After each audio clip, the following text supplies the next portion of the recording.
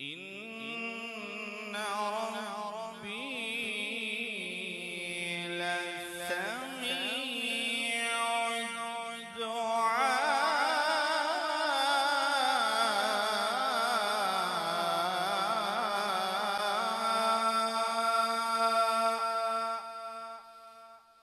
نحمده ونصلي على رسوله الكريم. أما بعد فأعوذ بالله من الشيطان الرجيم. بسم الله الرحمن الرحيم.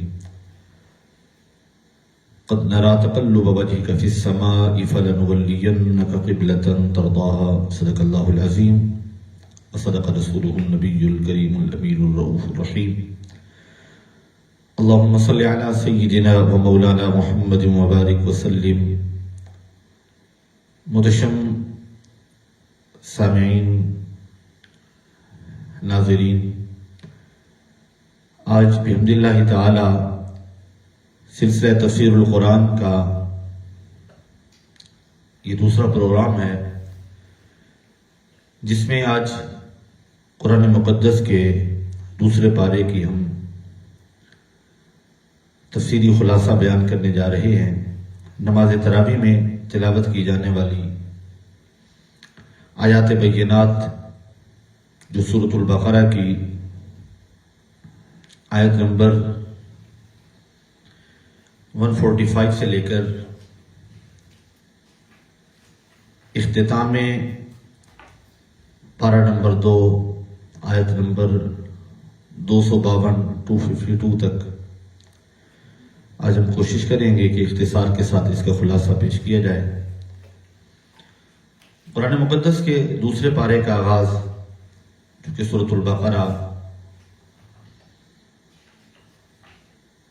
کی 141 آیات کے بعد سے، یعنی 142 نمبر آیت ہے، سَيَقُولُ السُّفَهَاءُ مِنَ النَّاسِ مَا وَلَّاهُمْ عَنْ قِبْلَتِهِمُ الَّتِي كَانُوا عَلَيْهَا۔ اس پارے کا آغاز ہو رہا ہے تحویل قبلہ کی حالت اور کیفیت بیان کرنے سے۔ نبی کریم صلی اللہ تعالی علیہ وسلم نے 16 سے 17 ماہ بیت المقدس کی طرف رخ فرما کے نمازیں ادا فرمائیں۔ جب یہودیوں نے تانا زنی کی تو اللہ رب العزت نے بیت المقدس سے بیت اللہ کی طرف نبی اکرم صلی اللہ تعالی علیہ وسلم کے ذریعے سے امت کو پھیر دیا۔ تو اس تحویل قبلہ کے واقعے کو ان آیات بینات میں جو دوسرے پارے کے آغاز میں ہے بیان کیا گیا، اور ساتھ ہی اس پارے کی دوسری جو آیت ہے وَكَذَلِكَ جَعَلْنَاكُمْ أُمَّةً وَسَطًا، اللہ تعالیٰ نے نبی کریم صلی اللہ تعالی علیہ وسلم کی امت کی فضیلت بیان کرتے ہوئے فرمایا کہ ہم نے تمہیں درمیانی امت بنایا ہے تاکہ تم لوگوں پہ گواہ رہو۔ تو تمام امتوں پر گواہ امت مصطفیٰ ہے، اور تمام نبیوں کی گواہی میرے نبی علیہ الصلوۃ والسلام جو ہے وہ مقام محمود پہ فائز ہوں گے اور گواہی دیں گے۔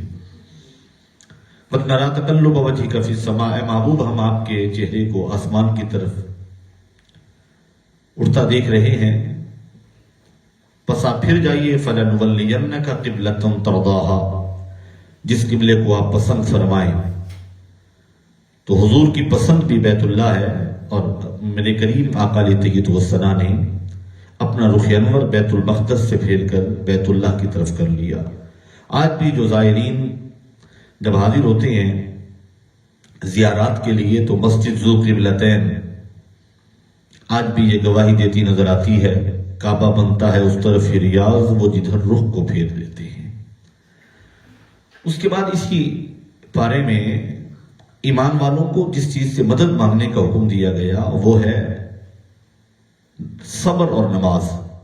یا ایھا الذین آمنوا استعینوا بالصبر والصلاۃ، اے ایمان والوں صبر اور نماز سے مدد مانگو، اللہ تعالیٰ صبر کرنے والوں کے ساتھ ہے۔ یہ آیت نمبر 153 ہے۔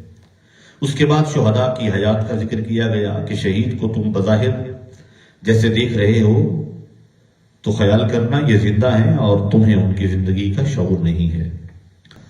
آزمائش کا ذکر فرمایا کہ وَلَنَبْلُوَنَّكُمْ بِشَيْءٍ مِّنَ الْخَوْفِ وَالْجُوعِ وَنَقْصٍ مِّنَ الْأَمْوَالِ وَالْأَنفُسِ وَالثَّمَرَاتِ، خوف، بھوک، مال میں کمی، جانوں کی قربانی اور پھلوں میں کمی کے ذریعے اللہ تعالیٰ آزماتا ہے، اور جو آزمائش پر پورا اترتا ہے تو اعلان قدرت ہوتا ہے وَبَشِّرِ الصَّابِرِينَ، صبر کرنے والوں کو خوشخبری سنا دو۔ الَّذِينَ إِذَا أَصَابَتْهُم مُّصِیبَۃٌ قَالُوا إِنَّا لِلَّهِ وَإِنَّا إِلَیْهِ رَاجِعُونَ۔ یہ آیت مبارکہ بھی ہمیں یہ احساس دلا رہی ہے کہ جب کوئی تکلیف پہنچتی ہے مومنین کو، ایمان والوں کو، تو وہ کہتے ہیں ہم اللہ ہی کے لیے ہیں اور اسی کی طرف لوٹ کے جانے والے ہیں۔ اس کے بعد آگے صفا اور مروہ کو اللہ تعالیٰ نے اپنی نشانیاں فرمایا۔ پتہ چلا صفا اور مروہ اللہ کی نشانیاں ہیں، اور پھر قرآن مقدس میں ایک اور مقام پہ فرمایا کہ قربانی کے جانور بھی اللہ کی نشانیاں ہیں۔ تو جو اللہ کی نشانیاں ہیں وہ کیسے اللہ کی نشانیاں بنی؟ ساری کائنات اللہ رب العزت کی قدرت کی نشانیاں ہیں، تو ان خاص چیزوں کو قدرت کی نشانیاں بیان فرمانے کی خاص وجہ ہے صفا اور مروہ پہ جب تک زائرین حرمین شریفین بیت اللہ شریف کا طواف کرنے کے بعد جب تک صفا مروہ پہ دوڑ نہ لگائیں تو ان کا عمرہ مکمل نہیں ہوتا، حج بیت اللہ مکمل نہیں ہوتا۔ تو یہ اس بات کی دلیل ہے کہ اللہ کو اپنے پیاروں سے بہت پیار ہے، کیونکہ صفا اور مروہ جناب ابراہیم علیہ السلام کی زوجہ اور جناب اسماعیل علیہ السلام کی والدہ اور نبی اکرم صلی اللہ علیہ وسلم کی دادی جان کے قدموں کی نشانی ہے۔ انہوں نے یہاں اپنے بیٹے کے لیے دوڑ لگائی تو اللہ نے قیامت تک کے لیے اہل ایمان کو وہاں پر دوڑ لگانا ان کے لیے لازم قرار دے دیا، تاکہ یہ اندازہ ہو جائے کہ جو اللہ کے پیارے ہوتے ہیں اللہ ان سے پیار فرماتا ہے، جو ان کی اداؤں کو ادا کرتے ہیں اللہ ان سے بھی محبت فرماتا ہے۔ اس کے بعد ہم آگے چلتے ہیں تو ہمیں یہ نظر آتا ہے کہ اللہ تعالیٰ نے انسان کو مخاطب کر کے فرمایا کلوا مما فی الارض حلالا طیبا، یا ایھا الناس کلوا مما فی الارض حلالا طیبا، اے لوگو زمین میں سے حلال اور پاک چیزیں آپ کھاؤ۔ آیت نمبر 168 ہے وَلَا تَتَّبِعُوا خُطُوَاتِ الشَّیطان، اور شیطان کی پیروی نہیں کرنی، اس کے نقش قدم پہ نہیں چلنا، بے شک وہ تو تمہارا کھلا دشمن ہے، اِنَّهُ لَكُمْ عَدُوٌّ مُبِینٌ۔ اب انسان کیسے انسان کا دشمن ہے، شیطان کیسے انسان کا دشمن ہے، اور شیطان انسان کو کیسے ورگلاتا ہے، قرآن بیان کر رہا ہے۔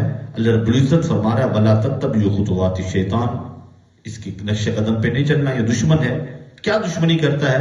اِنَّمَا يَأْمُرُكُمْ بِالسُّوءِ وَالْفَحْشَاءِ، یہ تمہیں برائی کا حکم دیتا ہے اور تمہیں فحاشی، عریانی اور اللہ کی نافرمانی کی طرف یہ جو ہے نا یہ تمہیں مائل کرتا ہے۔ اور پھر اسی سے دو آیتیں آگے جب چلتے ہیں تو آیت نمبر 172 میں اللہ فرماتا ہے یا ایھا الذین آمنوا کلوا من طیبات ما رزقناکم واشکروا للہ، اے ایمان والو کھاؤ اس میں سے پاکیزہ چیزیں جو رب نے تمہیں عطا فرمائی اور اس کا شکر ادا کرو۔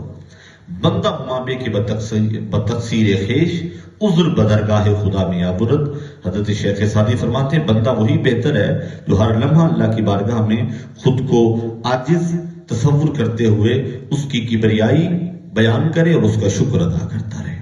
اور اس کے بعد حرام کردہ چیزوں کو بیان کیا، انما حرم علیکم المیتۃ والدم ولحم الخنزیر وما اہل بہ لغیر اللہ، اللہ نے تم پر حرام کر دیا مردار کو، خون کو، خنزیر کے گوشت کو، اور جو شے غیر اللہ کا نام لے کر ذبح کی جائے، ذبح کرتے ہوئے اگر اس پر اللہ کے علاوہ کسی اور کا نام لیا جا رہا ہے، جیسا کہ مشرکین مکہ کہتے بسم اللہ والعزیٰ، جو بندہ اہل ایمان ہے وہ جب ذبح کرتے ہیں اور ذبح کرتے ہیں اپنے جانور کو تو اس پر پڑھتے ہیں بسم اللہ اللہ اکبر، تو جس پر اللہ کا نام لے کر تکبیر پڑھ کے جو ہے نا ذبح کر دیا جائے وہ حلال ہے اور اسے کھانا چاہیے۔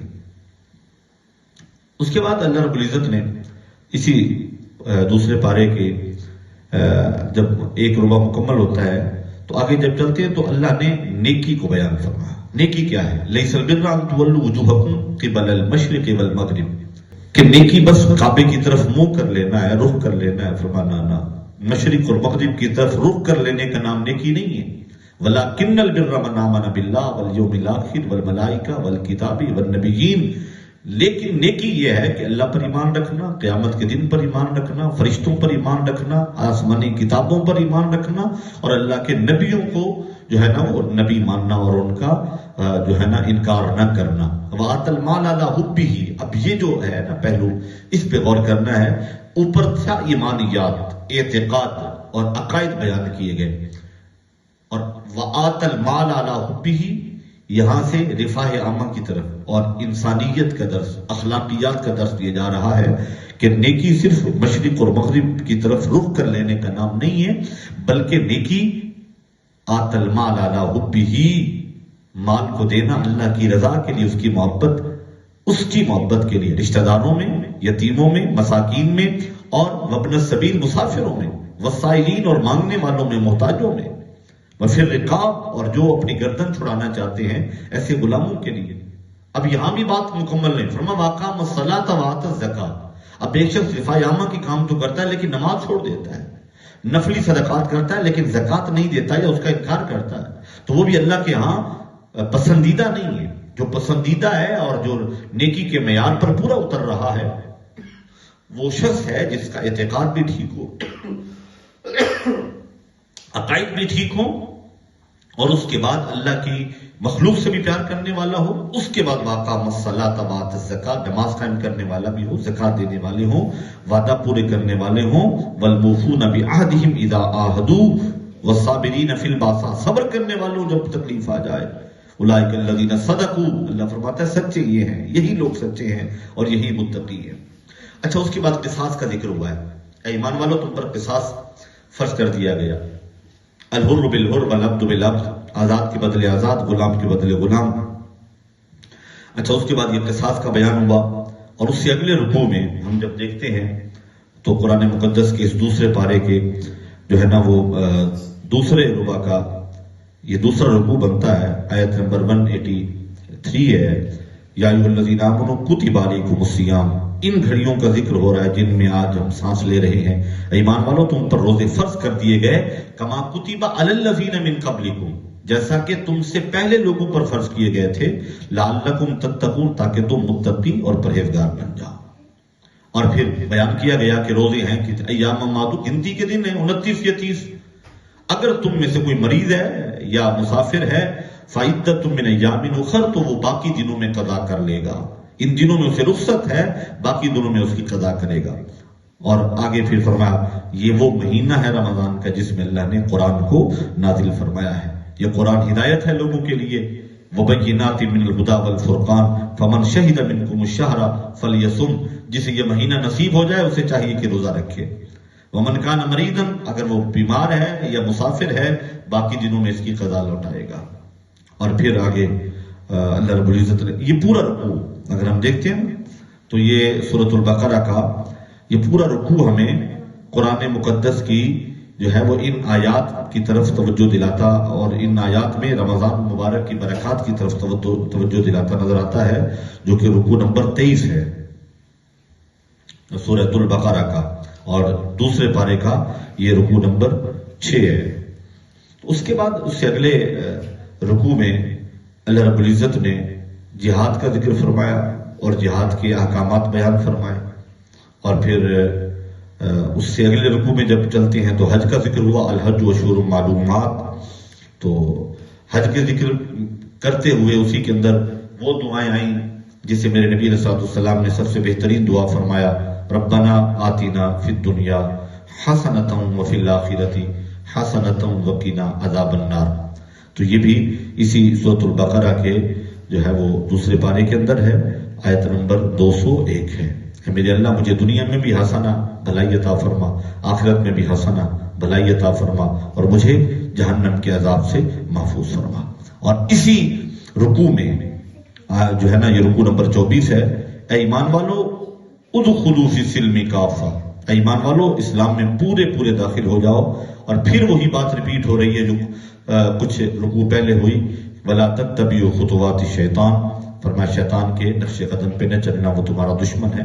بار بار انسان کو تنبیہ کی جا رہی ہے، خیال کرنا کہ شیطان کے بہکاوے میں مت آ جانا۔ یہ 26واں رکوع شروع ہوتا ہے اور آدھا پارہ مکمل ہو جاتا ہے، دوسرا دوسرا پارہ ہے اور اس کا آخری نصف شروع ہوتا ہے.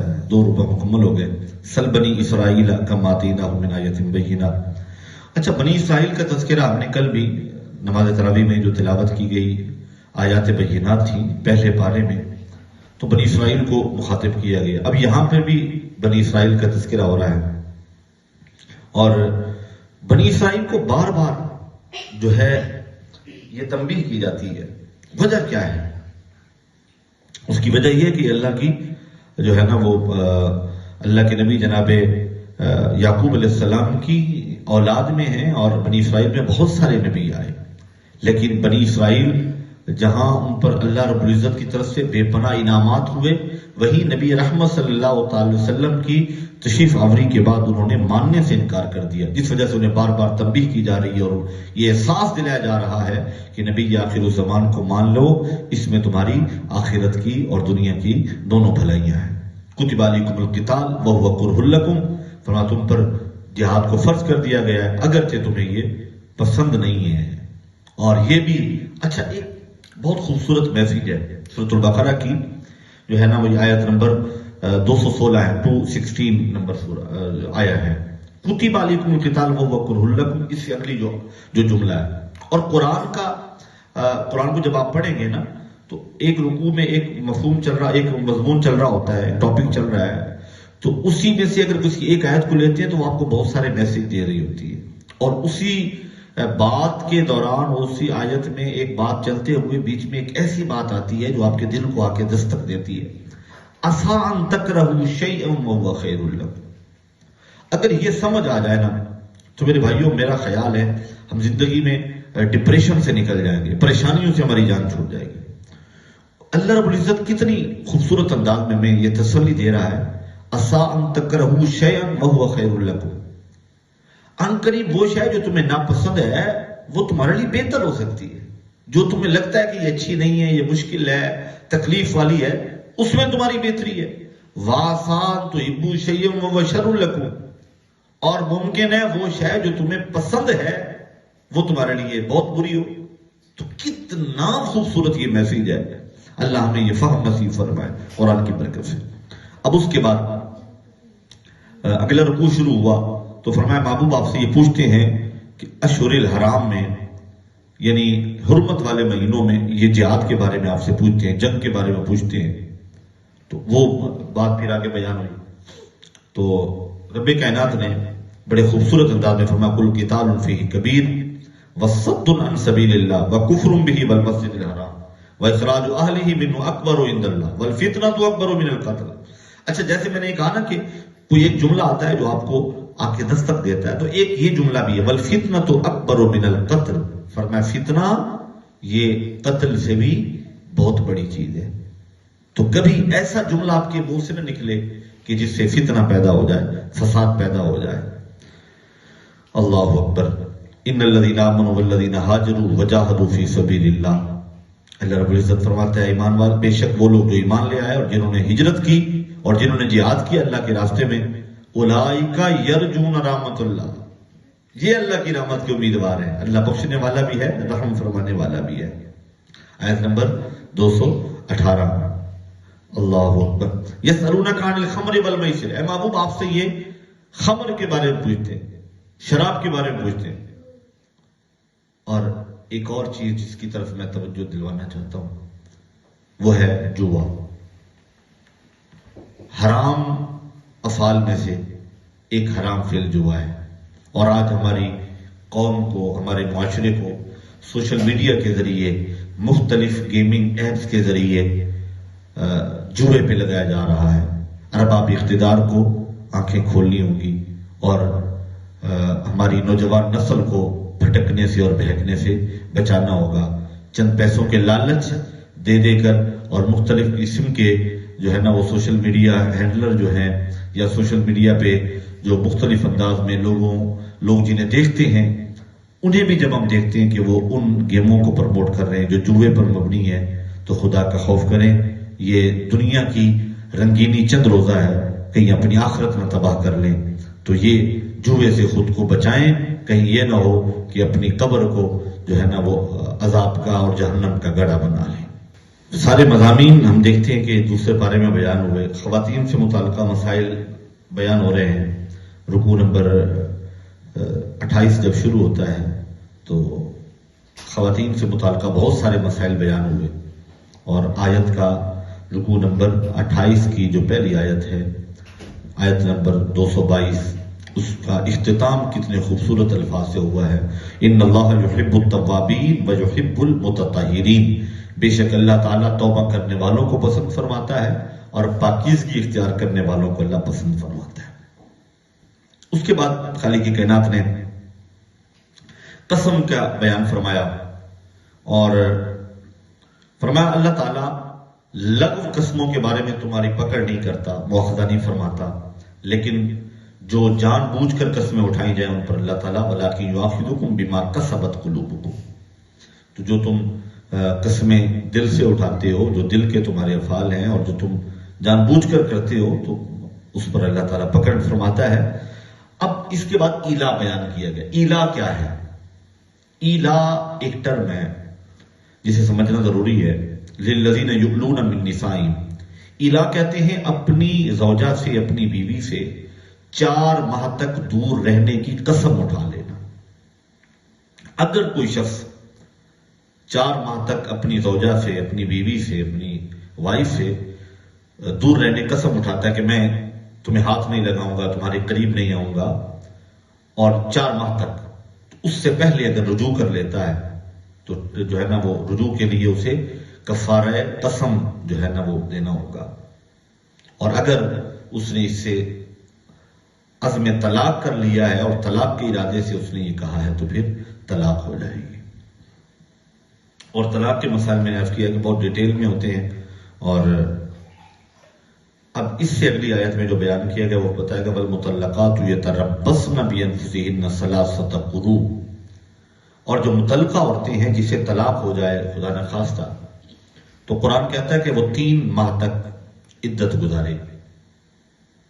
ولا یحل لہن یکتمن ما خلق اللہ فی ارحامہن، اور ان کے لیے یہ حلال نہیں ہے کہ وہ ان چیزوں کو چھپائیں ما خلق اللہ فی ارحامہن، جو اللہ نے ان کے ارحام میں تخلیق فرما دی ہے، یعنی اگر امید ہے پیٹ میں بچہ ہے تو اسے چھپانا نہیں ہے۔ ان کن یؤمن باللہ والیوم الاخر، اسے ظاہر کرنا ہے، کیونکہ مطلقہ عورت کی جو عدت ہے وہ 3 ماہ ہے۔ اگر امید سے ہے تو جب تک بچہ پیدا نہیں ہوتا تب تک وہ عدت میں ہوگی، اور عدت میں خرچ شوہر نے دینا ہے، اور اس کی ذمہ داری، اور جو پیٹ میں بچہ ہے اس بچے کا دنیا میں آنے تک اور دنیا میں آنے کے بعد اس کی جو ہے نا وہ جو ضروریات ہیں اس بچے کی، وہ سب شوہر کی ذمہ داری ہے۔ تو اگر وہ واضح کر دے گی تو پھر جب تک بچہ پیدا نہیں ہوتا یہ عدت میں رہے گی، اور وہ عدت میں رہنے کے دوران کے سارے اخراجات شوہر کے ہوتے ہیں۔ اس کے بعد پھر آگے طلاق۔ اب طلاق کے بارے میں عرض کر دوں میں کہ طلاق کی 3 اقسام ہیں۔ قرآن کہہ رہا طلاق مرتان، اب پہلے عدت بیان ہوئی، پھر کہا طلاق 2 ہیں۔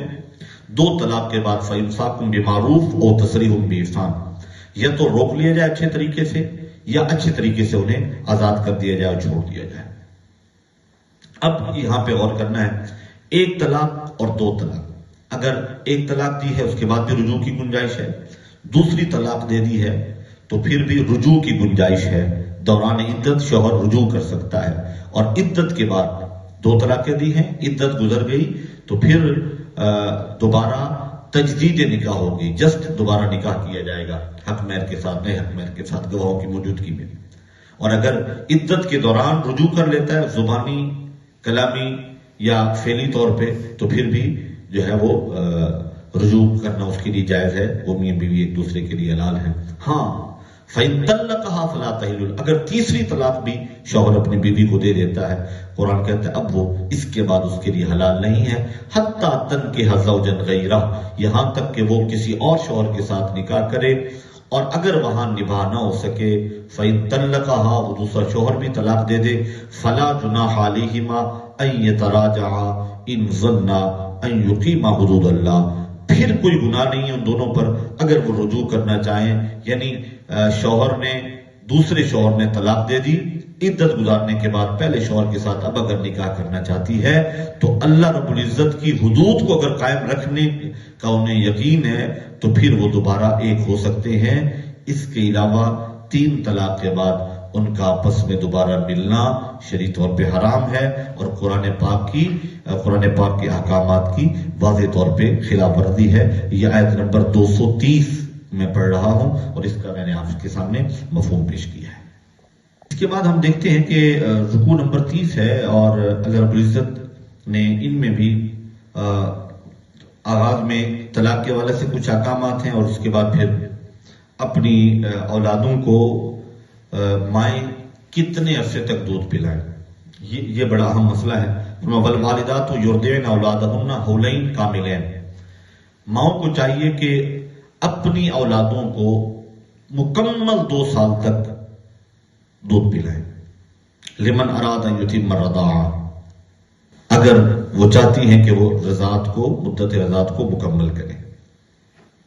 وعلی المولود لہ، اب وہی بات آ گئی جو ابھی چند منٹ پہلے ہم کر رہے تھے کہ جس کا بچہ ہے یعنی والد، اس کی ذمہ داری ہے اس بچے کے اخراجات کو برداشت، رزقہن و کسوتہن بالمعروف، یعنی اگر خدا نہ خواستہ سیپریشن ہو جاتی ہے تو بچے کی رضاعت کی مدت کے دوران اس کے اخراجات والد دے گا، اور والدہ اگر رضاعت مکمل کرنا چاہتی ہے اور اپنے اس بچے کو دودھ پلانا چاہتی ہے تو 2 سال تک وہ اسے دودھ پلائے گا۔ اللہ اکبر، قرآن بڑا واضح طور پہ ایک ایک مسئلے کو کھول کر بیان کرتا ہے۔ کاش ہم قرآن کی طرف آ جاتے اور قرآن کے جو فرامین اور اللہ رب العزت کی جو فرامین ہیں قرآن کے ٹیکسٹ کو ہم پڑھتے اور اسے اپنے دل میں جگہ دیتے۔ اور اس کے بعد پھر اللہ رب العزت نے اسی سورہ مبارکہ میں سورۃ البقرہ میں، اور یہ دوسرا پارہ ہے اور رکوع نمبر بھی 30 ہے، ہم جب پڑھتے نا آیت نمبر 234 نمبر آیا، اس میں اللہ تعالیٰ نے عدت بیان کی ہے بیوہ کی۔ اب یہ بڑی غور طلب بات ہے، اس میں بھی آج کل بہت زیادہ کوتاہی برتی جا رہی ہے، جو ہے نا راستے ڈھونڈے جا رہے ہوتے ہیں کسی طرح ہمیں اجازت مل جائے، عدت نہ گزارنی پڑے۔ قرآن کہتا ہے والذین یتوفون منکم ویذرون ازواجا یتربصن بانفسہن 4 اشہر وعشرا۔ قرآن کہتا ہے کہ جن کے شوہر فوت ہو جائیں اور پیچھے ان کی بیویوں کے لیے کیا حکم ہے، یتربصن بانفسہن 4 اشہر وعشرا، 4 مہینے اور 10 دن تک وہ خود کو روکے رکھے، یعنی جو مطلقہ کی عدت ہے وہ 3 ماہ، اور جو بیوہ عورت ہے جس کا شوہر فوت ہو جائے وہ 4 ماہ 10 دن تک عدت گزارے، خود کو روک کے رکھے، بناؤ سنگار سے خود کو روک کے رکھے، گھر کے اندر رہے 4 مہینے 10 دن تک۔ تو اللہ رب العزت کی یہ حدود ہیں اور انہیں پامال نہیں کرنا چاہیے۔ اور میں نے عرض کیا نا کہ ترتیب میں یہی مسائل جو ہے نا بالکل چل رہے ہیں، نکاح کے، طلاق کے اور شوہر کے فوت ہونے کی صورت میں جو ہے نا جو احکامات ہیں یہ اسی جو ہے نا ان رکوعوں میں چل رہے ہیں۔ اس کے بعد ہم جب آگے چلتے ہیں تو ہمیں اگلے رکوع میں اور اس سے اگلے رکوع میں ہمیں جو نظر آتا ہے وہ تھوڑا سا اللہ رب العزت کے کچھ انبیاء کا تذکرہ ہمیں ملتا ہے، اور ایک بڑا خوبصورت واقعہ ہے جس کی طرف جو ہے وہ اشارہ ہے، فَلَمَّا فَصَلَ طَالُوتُ بِالْجُنُودِ، اور تابوت سکینہ کا بھی یہاں پہ ذکر ہے۔ وَقَالَ لَهُمْ نَبِيُّهُمْ إِنَّ آیَةَ مُلْكِهِ أَن يَأْتِيَكُمُ التَّابُوتُ فِيهِ سَكِینَةٌ مِّن رَّبِّكُمْ وَبَقِیَّةٌ مِّمَّا تَرَكَ آلُ مُوسَىٰ وَآلُ هَارُونَ تَحْمِلُهُ الْمَلَائِکَةُ۔ اللہ تعالیٰ نے نبیوں سے فرمایا کہ تمہاری بادشاہت کی یہ نشانی ہے کہ تمہیں وہ تابوت دیا جائے گا جس میں سکینہ ہے تمہارے رب کی طرف سے، یعنی اطمینان قلب تمہیں ہوگا، سکون قلب ملے گا۔ اس میں کیا ہے، کچھ باقی ماندہ چیزیں ہیں آل موسیٰ اور آل ہارون کی جسے فرشتوں نے اٹھا رکھا ہے۔ اب یہ دیکھیں نا، یہ تابوت سکینہ کے بارے میں کچھ اسٹوڈنٹس بھی سوال کر رہے تھے، تو اس پر بہت لمبی ڈیبیٹ ہو سکتی ہے۔ آج کا یہ مختصر درس قرآن اس کی تفصیل کا متحمل نہیں ہو سکتا، اور آگے پھر طالوت اور پھر جالوت اور ان کے لشکر کا تذکرہ، اور پھر وہ دعا ربنا افرغ علینا صبرا وثبت اقدامنا وانصرنا علی القوم الکافرین. اللہ اکبر. اے میرے اللہ ہمیں صبر عطا فرما اور ہمیں ثابت قدم رکھ اور ہمیں قوم کافرین پر ہماری مدد فرما. یعنی کافروں کے خلاف ہم جب نکلے ہیں اور جہاد کر رہے ہیں تو میرے مولا ہماری مدد فرما. اور پھر آگے اس پارے کا اختتام جس بات پہ ہو رہا ہے، تلک آیات اللہ نتلوہا علیک بالحق، یہ وہ آیات ہیں جنہیں ہم تم پر حق کے ساتھ تلاوت کرتے ہیں. وَإِنَّكَ لَمِنَ الْمُرْسَلِينَ، اور بے شک آپ رسولوں میں سے ہیں. یہ دوسرا پارہ بحمد اللہ تعالیٰ مکمل ہو چکا ہے. اللہ رب العزت ہمیں قرآن کا صحیح فہم نصیب فرمائے اور عمل کرنے کی توفیق عطا فرمائے. یہ مختصر سی نشست یقیناً تفصیل کی اور وضاحت کی، بہت زیادہ وضاحت کی متحمل نہیں ہوتی.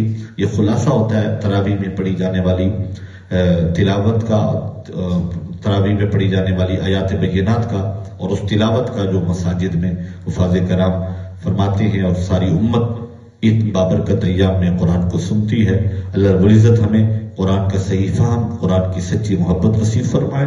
انشاءاللہ العزیز ہم ایک سلسلہ شروع کریں گے کہ ایک ایک رکوع پر مشتمل دروس قرآن، لیکن وہ رمضان مبارک کے بعد. ابھی رمضان مبارک میں انشاءاللہ العزیز روزانہ آپ درس قرآن کی اس نشست میں قرآن پاک کے ایک پارے کا انشاءاللہ العزیز خلاصہ سماعت فرمائیں گے. میرے دعا کیجیے گا یہ سلسلہ جاری رہے. اللہ رب العزت آپ سب کا حامی ناصر ہو. السلام علیکم ورحمۃ اللہ وبرکاتہ.